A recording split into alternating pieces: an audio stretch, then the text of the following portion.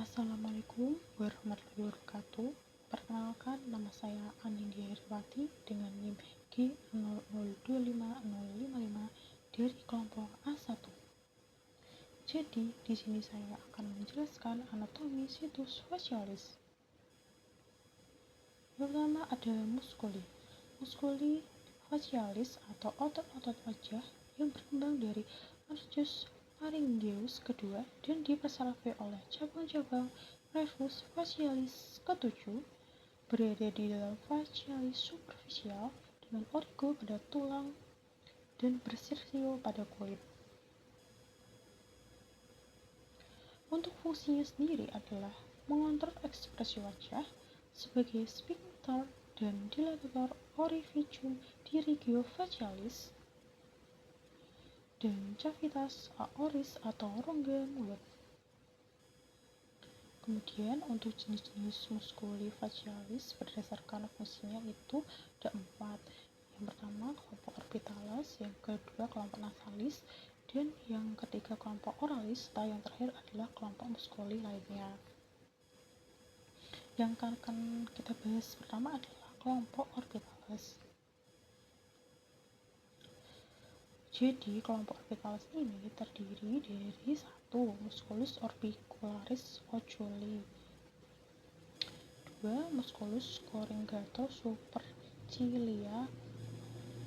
Untuk fungsinya sendiri itu adalah untuk mengendalikan pergerakan di sekitar mata dan mulut sehingga memungkinkan terbentuknya suatu ekspresi wajah. Kemudian yang kedua adalah kelompok nasalis. Jadi kelompok nasalis ini terdiri dari musculus nasalis atau vas transversa dan vas alaris. Kemudian ada procerus, musculus procerus, kemudian ada musculus depressor septinasi. Seperti ini adalah procerusnya, ini adalah nasalisnya. Kemudian untuk fungsinya sendiri adalah untuk mengontrol pergerakan lubang hidung dan berkontribusi pada ekspresi wajah. Kemudian yang ketiga ada kelompok oralis. Jadi kelompok oralis ini terdiri dari musculus orbicularis oris, musculus buccinator, dan kelompok musculus atas. Selanjutnya ada kelompok musculus bawah juga. Dan untuk fungsinya itu adalah untuk mengendalikan ekspresi wajah yang berkaitan dengan mulut, membantu proses makan, berbicara, berikutnya berfungsi juga sebagai otot utama. Ya, jadi bisa mengontrol ekspresi kita ketika kita sedang senyum atau sedang makan. Dan yang terakhir atau yang keempat adalah kelompok muskuli lainnya. Kelompok muskuli lainnya tidak ada dalam regio facialis, namun berasal dari arcus pharyngeus kedua dan dipersarafi oleh nervus facialis. Itu terdiri dari musculus platysiana dan musculus auricularis.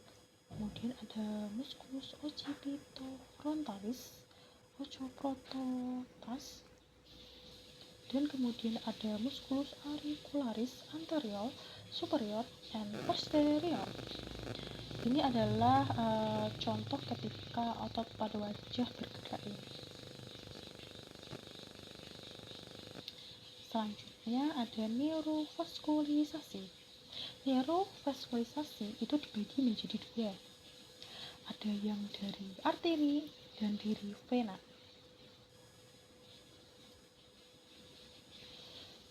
Jadi ini merupakan suatu proses suplai darah menuju otak dan sumsum tulang belakang serta jaringan pembuluh darah di dalamnya. Yang pertama itu ada yang dari vena.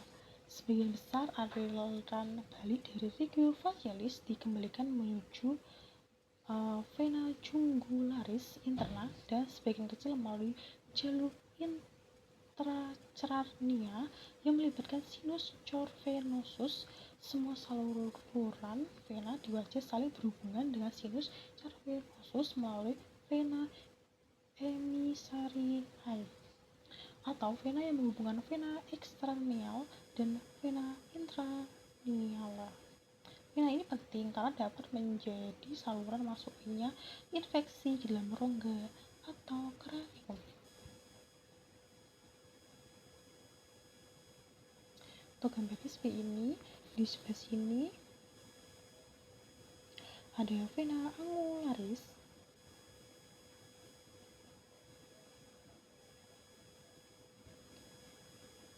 sebelah sini juga ada, bawah sini ya, ini ada jugularis interna, jugularis eksterna. Selanjutnya ada yang dari arteri. Arteri yang memvaskularisasi wajah terutama berasal dari arteri korotis eksterna, dan sebagian kecil ada juga yang dari arteri carotis interna melalui arteri ophthalmicus. Arteri carotis eksterna nanti akan bercabang-cabang menjadi arteri yang lebih kecil. Dan ini untuk gambarnya, ada berbagai macam arteri, ada arteri facialis, arteri lingualis, seperti ini. Ini adalah proses vaskularisasi pada arteri. Sekian video dari saya. Wassalamualaikum warahmatullahi wabarakatuh.